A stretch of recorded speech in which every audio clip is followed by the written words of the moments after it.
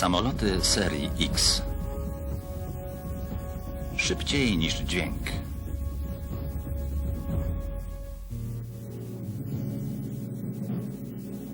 X-1. Samolot, który jako pierwszy przekroczył barierę dźwięku. Jego sukces utorował drogę drugiej generacji maszyn eksperymentalnych tej serii. Samoloty te osiągały prędkości znacznie większe niż pierwszy X-1. Dzięki powiększeniu kadłuba zabierały więcej paliwa, a to pozwoliło wydłużyć czas lotu z włączonym silnikiem. Maszyny X-1 drugiej generacji latały wyżej i szybciej, choć wyposażone były w ten sam silnik rakietowy XLR-11. Udoskonalono w nich także kabiny pilota. Samoloty X-1 nowej generacji miały torować drogę rozwoju lotnictwa.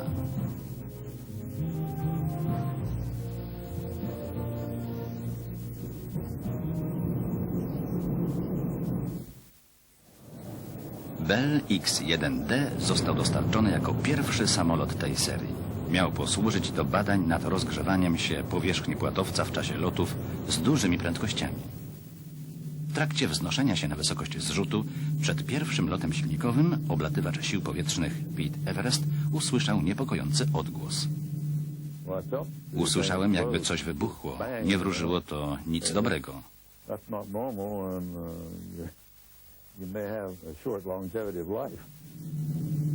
Everest musiał pozbyć się paliwa. Obawiał się, że byle iskra może spowodować pożar, który ogarnie samolot matkę. Zaniepokoiłem się, więc opuściłem kabinę X-1 i przeszedłem na pokład bombowca. Bardziej obawiałem się o załogę B-50 niż o siebie. Postanowiliśmy wyrzucić samolot eksperymentalny. Patrzyliśmy, jak spada i rozbija się na pustyni.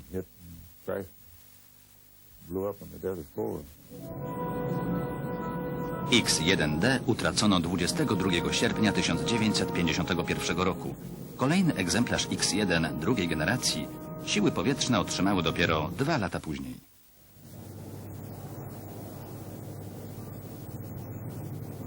Spośród maszyn drugiej serii najwięcej przygód miał X-1A.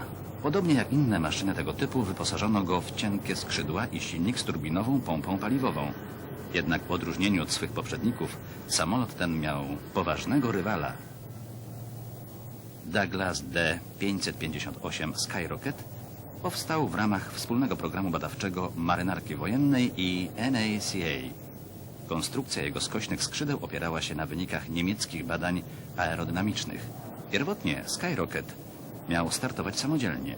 Ostatecznie jednak przystosowano go do techniki zrzutu w powietrzu, rozwiniętej w trakcie programu X-1. Samodzielny start ze zbiornikami pełnymi bardzo wybuchowego paliwa był dosyć ryzykowny, ograniczał czas lotu. Po starcie z ziemi Skyrocket ledwie rozpędzał się do prędkości 1 Macha. Po starcie w powietrzu miał o wiele lepsze osiągi. Początkowo Skyrocket miał mieć silnik turboodrzutowy. Egzemplarz numer 2 przebudowano i wyposażono w 4-komorowy silnik rakietowy XLR-8. Zaoszczędzoną w ten sposób przestrzeń zajęły zbiorniki paliwa i aparatura pomiarowa. Dla pilota nie zostało zbyt dużo miejsca. Niełatwo było wsiąść do tego samolotu i jeszcze trudniej wydostać się z niego w czasie sytuacji awaryjnej. Wspomina Scott Crossfield, oblatywacz NACA.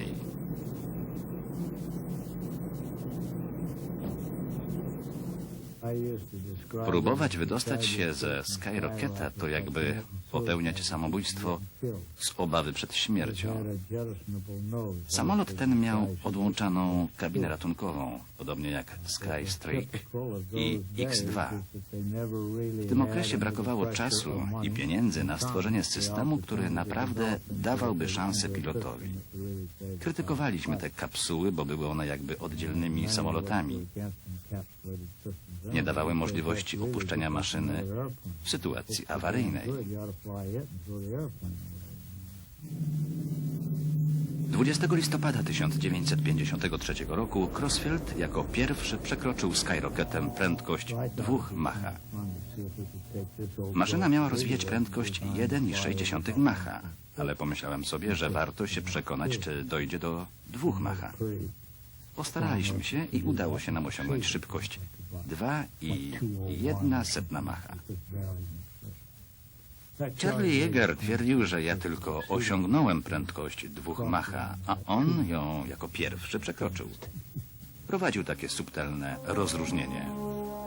Tak czy inaczej, Crossfieldowi udało się osiągnąć prędkość ponad 2000 km na godzinę. Był to szczyt możliwości maszyny. Przyćmiło to nieco sławę Yeagera i sił powietrznych. Skyrocket pojawił się znikąd i ubiegł X-1A w wyścigu do prędkości 2 Macha. Zajmowaliśmy się odmiennymi problemami. To jakby koszykarz rywalizował z piłkarzem. Kilka tygodni później im udało się znacznie przekroczyć 2 Macha. Wtedy rzucili hasło współzawodnictwa. Oczywiście musieliśmy podjąć wyzwanie. Zapewne nie byliby tak pewni siebie, gdyby nie wiedzieli, że nasza maszyna nie powinna przekraczać 2 Macha. To był ostateczny kres jej możliwości. Miałem szczęście, że udało mi się zrealizować plan lotu i że wszystko poszło gładko.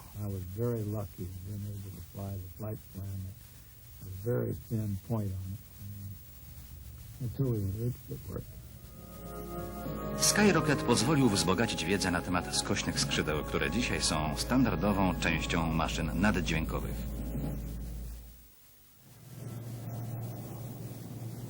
Nad Hiroshimą bombowiec B-29 obwieścił początek ery atomowej. W programie samolotów serii X maszyna ta odegrała pokojową rolę.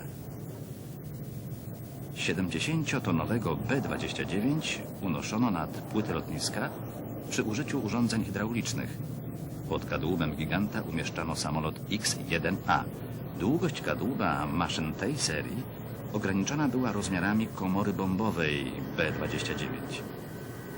Nie mogły być dłuższe od pierwszego X-1 o więcej niż 130 cm. Były jakby szyte na miarę B-29. Po dokładnym ustawieniu maszyny powoli opuszczano B-29. W kadłubie bombowca było wycięcie, w którym chowało się usterzenie X-1A. B-29 miał na pokładzie zbiornik na ciekły tlen dla X-1A. Specjalne przewody odpływowe zapobiegały gromadzeniu się w komorze bombowej łatwopalnych oparów. W końcu umieszczano X-1A na właściwym miejscu. 8-tonową maszynę eksperymentalną podwieszano na standardowym zamku bombowym.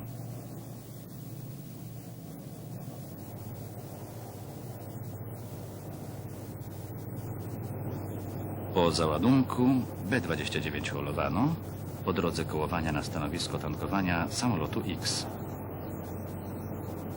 Silnik rakietowy XLR-11 potrzebował do pracy paliwa. Był nim wodny roztwór alkoholu i utleniacza. Do tego służył tzw. LOX, ciekły tlen. Zbiornik o pojemności 2000 litrów napełniano powoli, żeby stopniowo schłodzić kadłub i uniknąć szoku termicznego. Przy temperaturze około 200 stopni poniżej zera para skraplająca się na powierzchni zbiornika tworzyła lodową pokrywę. Roztwór alkoholu pompowano do drugiego zbiornika. W ciągu 5 minut pracy silnik pożerał blisko 4000 litrów paliwa.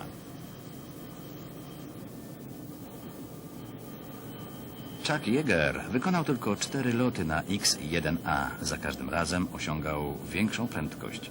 Zawsze przekraczał 1 Macha.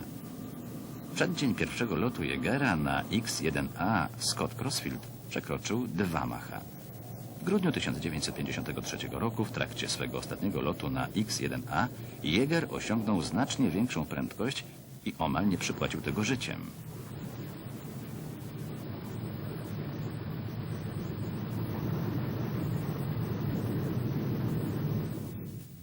B-29 z X-1A na pokładzie miał bardzo długi rozbieg. Nawet na olbrzymim pasie startowym bazy Edwards nie zostawał mu zbyt wielki zapas miejsca.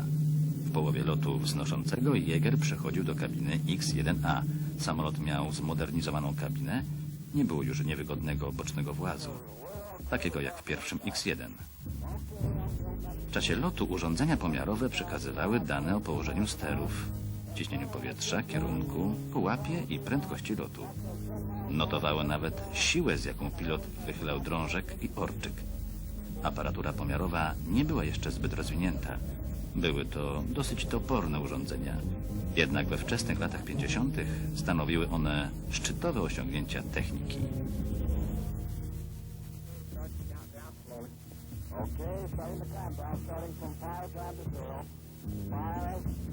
B-29 wzniósł się na wysokość zrzutu i wszedł w lot koszący, żeby nabrać prędkości. Pilot samolotu matki rozpoczął odliczanie, a wciśnięty w kabinę X-1A Jäger przygotował się do odczepienia.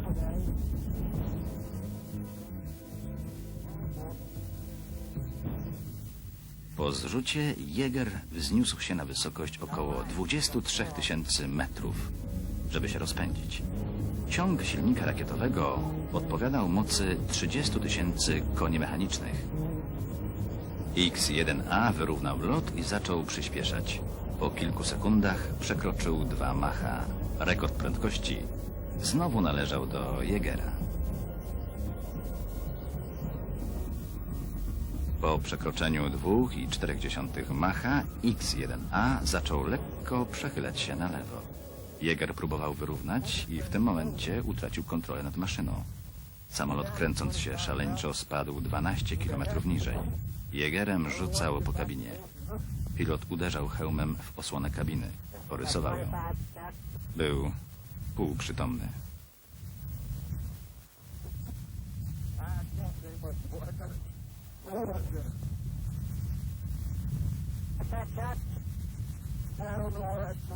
Samolot wszedł w gęstszą warstwę powietrza na wysokość około 12 000 metrów i zrobił się nieco stabilniejszy.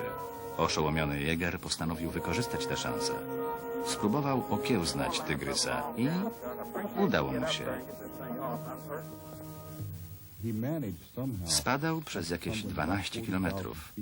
Potem samolot wszedł w odwrócony korkociąg. Jäger wiedział, jak się z tego wychodzi. Udało mu się wyciągnąć, przejść do lotu poziomego i bezpiecznie wylądować na suchym jeziorze Rogersa. Potem powiedział, że gdyby X-1A miał fotel katapultowany, to nie zawahałby się opuścić maszyny.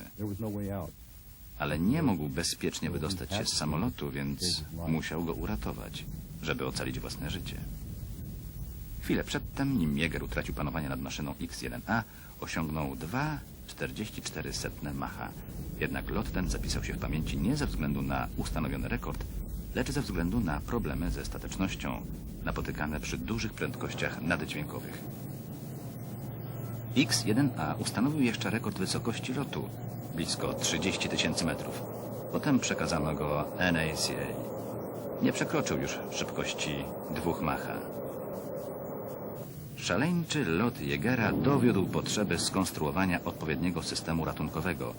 Firma Bell zamontowała w X-1A fotel katapultowany. Jednak maszyna ta wykonała jeszcze tylko jeden lot.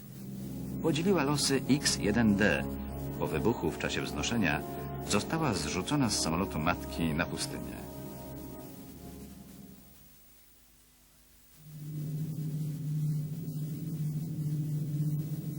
W czerwcu 1954 roku na pokładzie B-29 przywieziono z zakładu Bella w stanie Nowy Jork do bazy Edwards samolot X-1B, trzeci egzemplarz drugiej generacji X-1.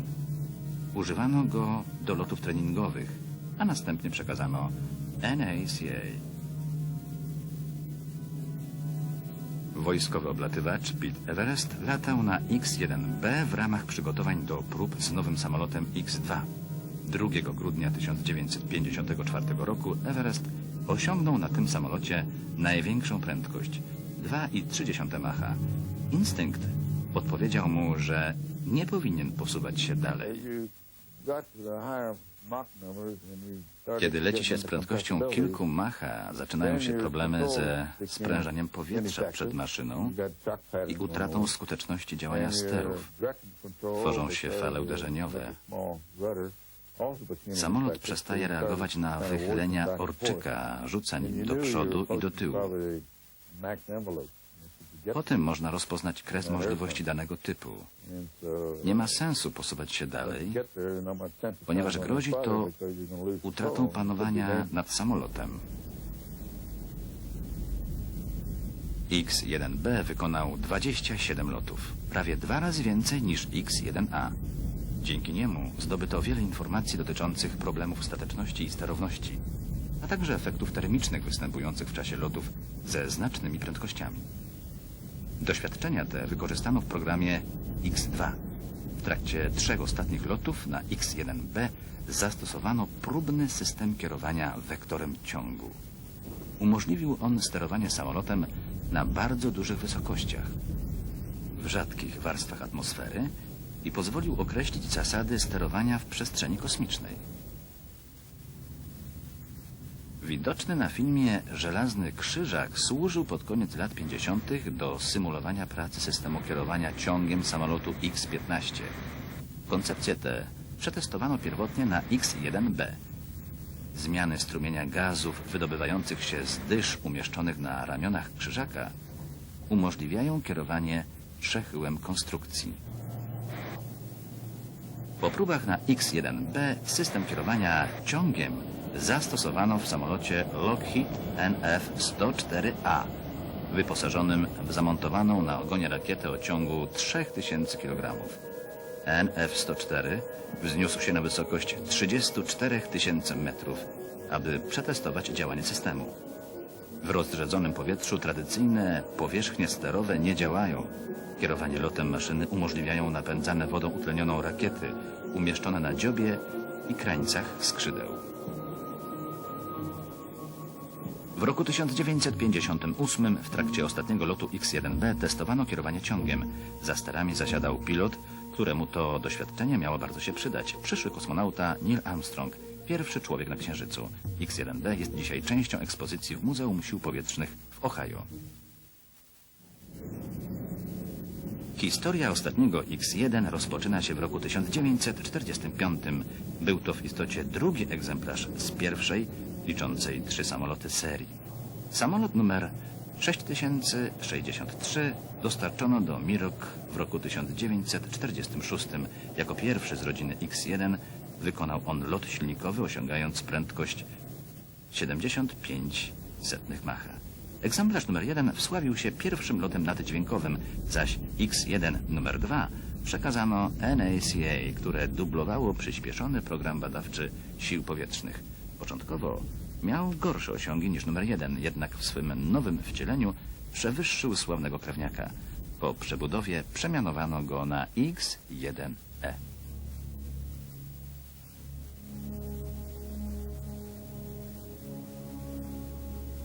Joe Walker, oblatywacz NACA, pilotował wersję X-1E w czasie 21 z 26 lotów tej maszyny. Pierwszy z nich wykonano 12 grudnia 1955 roku. X-1 został przedtem przebudowany. Poprawiło to jego osiągi i wydłużyło czas lotu. Po przykrych doświadczeniach z pierwszą wersją przebudowano kabinę pilota i jej osłonę. W trosce o bezpieczeństwo oblatywacza dodano fotel wyrzucany o napędzie rakietowym. Nowy samolot miał niezwykle cienkie skrzydła, 2 razy cieńsze niż pierwsza wersja X-1. Udoskonalono także pompowy układ zasilania. X-1E był w istocie zupełnie nową konstrukcją. Odstąpiono od projektu wycofania go w roku 1951, ponieważ po stracie X-1 numer 3 oraz X-1D NACA nie dysponowałaby żadnym samolotem z serii X-1.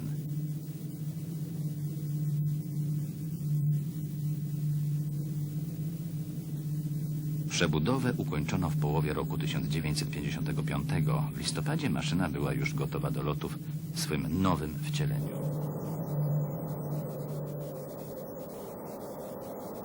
X-1E miał silnik nazywany przez pilotów Black Betty.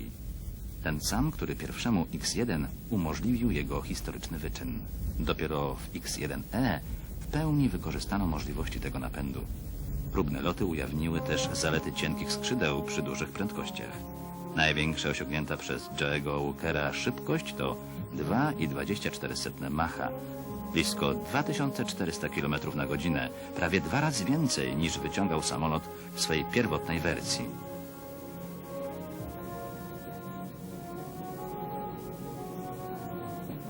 X-1E, ostatni latający X-1, stanowił wymowne świadectwo zalet płatowca, który w trakcie długiej, 12-letniej eksploatacji utrzymał się w pierwszym szeregu maszyn eksperymentalnych.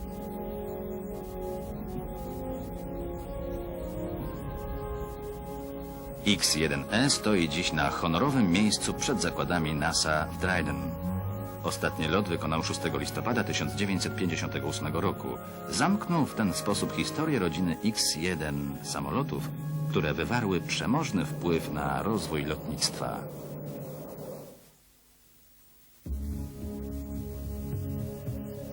Wersja polska Start International Polska. Tekst Adam Ryć. Czytał Zbigniew Moskal.